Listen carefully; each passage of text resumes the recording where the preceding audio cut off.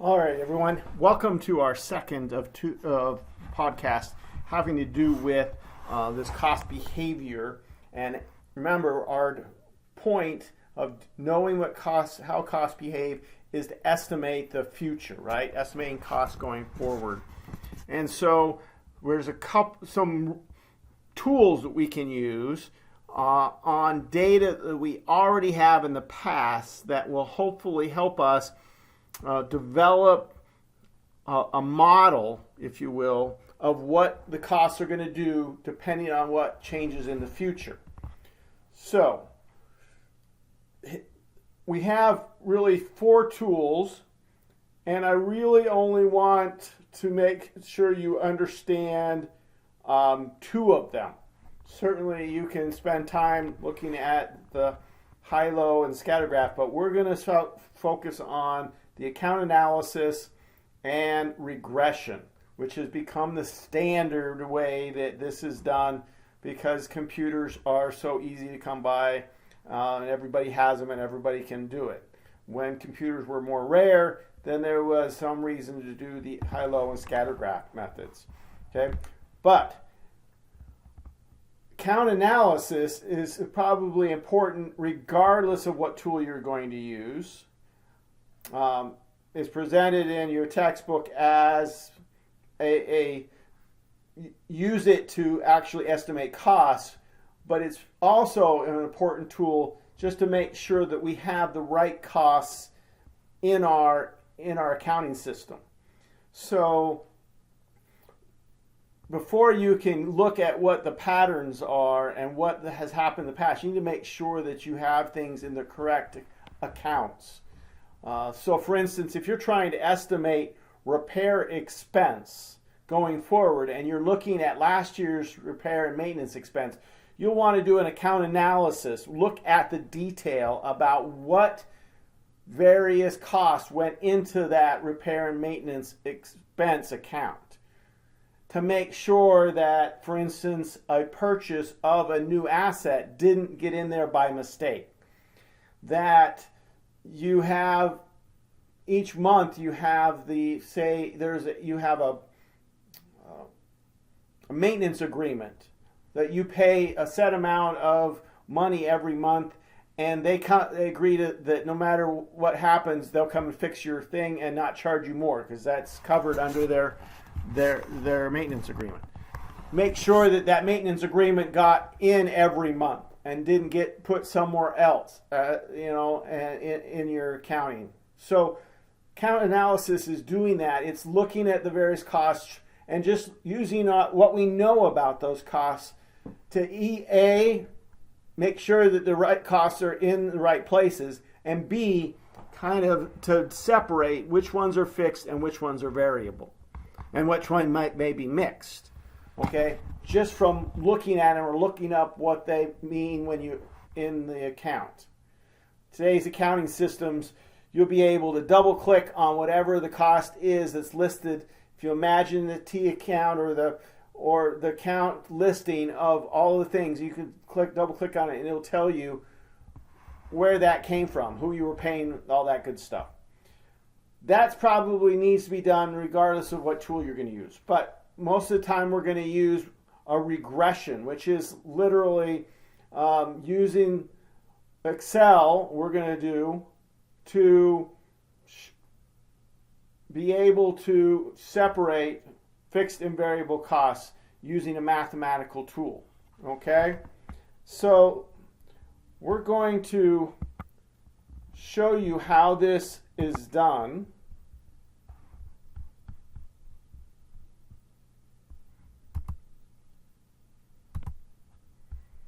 By going to Excel spreadsheet.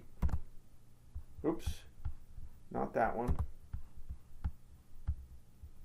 That one. So this is an Excel spreadsheet with some information, and what we're thinking about is we've gone through this is manufacturing overhead. So this is an account that is keeping track of all the costs we spend on manufacturing overhead. So probably in this is a bunch of fixed costs and also variable costs. And we're trying to separate the two. So we've done account analysis and made sure that all of these have the correct numbers in there and everything has been identified correctly. So there's a couple of ways we can do regression on this data. Okay, this is what we think is that as machine hours change, that overhead, the variable part of the overhead changes and the fixed part of the overhead doesn't. All right, so to do that in Excel, we've got one way to do it is go to File, Options.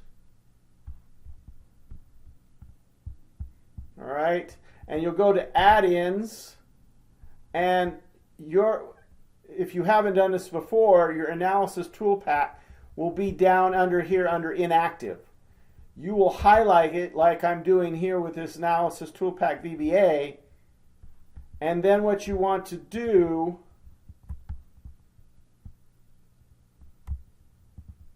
is come down here and push Go. So you'll highlight the analysis tool pack and push Go. It will come up like this. You'll click the analysis tool pack like this was clicked, and then you'll click on OK. All right. Now when you want to utilize that tool, it's on your Data tab, and you go all the way over to the side and you'll see Data Analysis.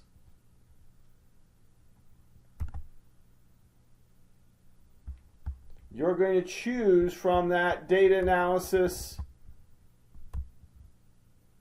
Regression. So we're looking for regression. There it is. Okay. Now, the only thing hard about this, once we have that tool pack inserted, is to identify what the Y and X is. Y is what we think is dependent on X. So we believe that overhead is dependent on how many machine hours. So that means overhead is the Y's, and so we just click on that and highlight. The easiest way is to highlight the numbers on your spreadsheet. And click Return. Then do the same thing with the X's. Click on the arrow and then highlight. Make sure you got them all. You should see it surrounded by that green dotted line. Enter. All right. And then you can choose where you want this to go, the answer. If you don't choose anything, it will make a new worksheet. It'll be on a new tab down here. Okay, I'm going to do it so it's right on the same sheet. So I want it to go right here. And then I'm going to click on OK. And you'll see that a bunch of stuff comes up. All right, we're going to come back and explain more about what that is in a later slide. But there's another way to do it. Okay, if you don't want to put that data analysis tool pack in, you can do it using these formulas. Slope equals slope, or you can do it with this FX function tool. And again, you're going to tell what the Y's are and the X's, just like we did in the regression tool. So slope, Y's, X's. All right. That's going to tell us the slope of our line. Remember, we're all talking about this same line that demonstrates a mixed cost, because that's what the manufacturing overhead is, a mixed cost. This is the slope or the variable cost per unit. So for each machine hour, we spend $51.50 according to this regression tool. Okay? We also can do intercept. Same way, the function we're looking for is intercept, just equals intercept, parentheses, and then the y's and the x's again. And that will give us our fixed cost. So even if we don't do any machine hours, our costs are $535,959. That's our fixed cost. So out of this, most of it is fixed, you'll see, because most of the costs are at $600,000 or $700,000. Of that, $535,959 are fixed, $51.50 per machine hour. So if next January, this is how we would utilize this, we plan on using 3,100 machine hours, then we would anticipate our overhead cost to be $695, which is the $51.50 times the 3,100 plus the $535. Or you can take $535 plus 51.5 times 3,100, however works best for you. All right? So that's how you use Excel to estimate these numbers. All right? Now let's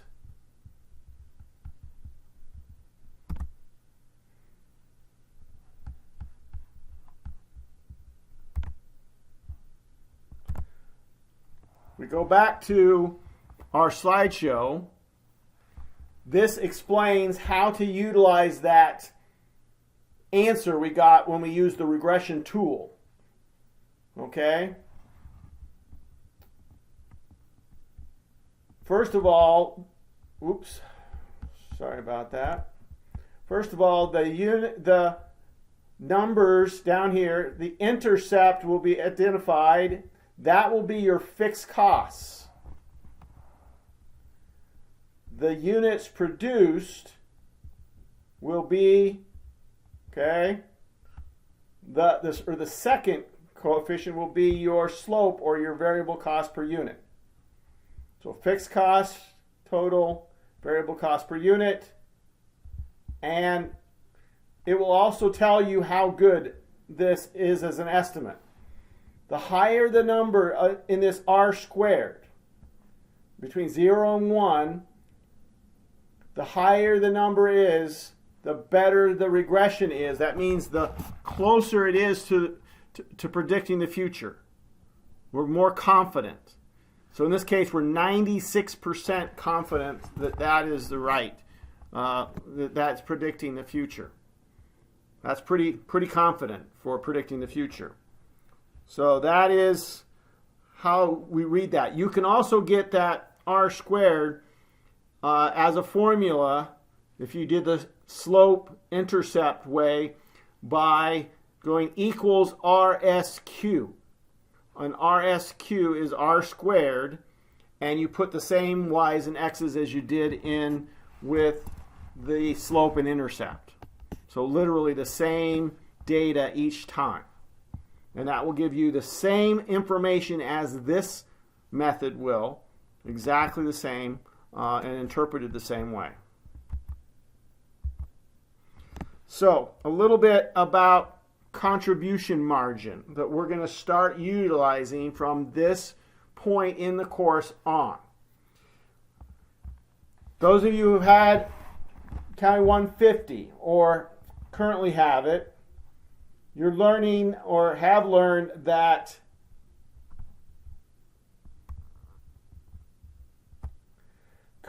a regular income statement looks like this. Revenue or sales minus cost of goods sold equals gross profit. Subtract out the expenses and equals your operating income. We're ignoring taxes for a little bit. And we separate product costs from period costs. Product costs are part of cost of goods sold. Product costs like direct materials, direct labor, and manufacturing overhead all go into cost of goods sold. All the other period costs are non-manufacturing costs, go in expenses. Nothing about fixed or variable on a regular income statement. Now that we have a really good idea about what is fixed and variable and how to separate them internally, remember this is for internal use. This is what your income statement has to look like if you're going to report to stockholders, according to the FASB and the rules. But there are not rules internally, right? And so we often will look at it this way: sales and subtract variable costs, regardless of their product or period. All we care about is that they're variable, meaning they go up or down with volume, equals our contribution margin. How much is contributed by one additional product? Okay, that's what we mean by contribution margin. What does it contribute to our profit? Then subtract fixed costs. So instead of separating product and period costs, we're separating variable and fixed costs. We still should end up with operating income, and at this point, given what we know so far, these two operating incomes will be the same. So there won't be a different result. The only difference is how we organize things.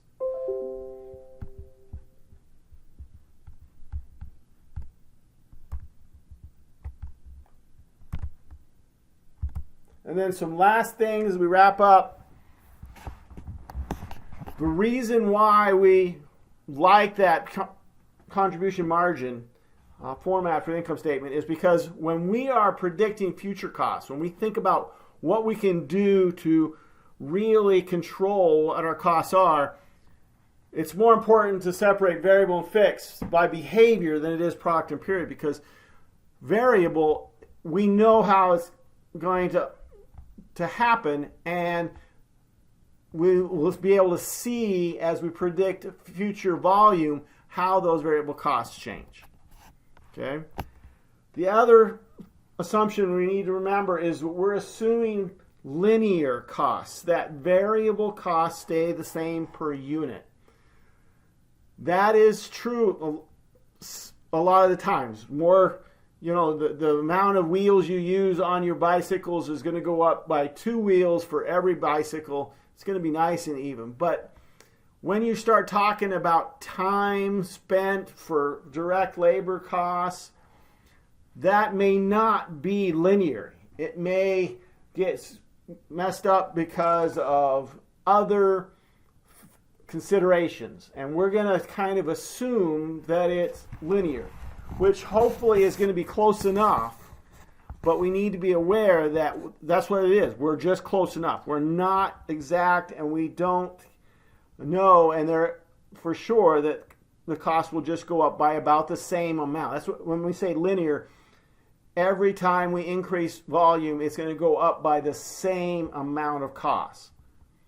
And there's not going to be things like discounts as we order extra, or some other thing that would make it so it's not quite linear. And we always want to remember that when we think about and identify how people should be rewarded, remember that if I am in charge of something, I can only really control variable costs. No matter how efficient my production is, my workers are, I cannot do anything about a committed, for instance, fixed costs. No matter how efficient I am, no matter how well trained my people are, we can't do anything about the rent costs for the 5-year lease on the building that we signed. Okay, so there's almost always more control over variable costs than there are over fixed costs, especially committed fixed costs. Now you're ready to jump in and do some homework. To practice thinking these through, making a contribution margin format income statement, doing regression on a set of data, and post your answers in the Dropbox.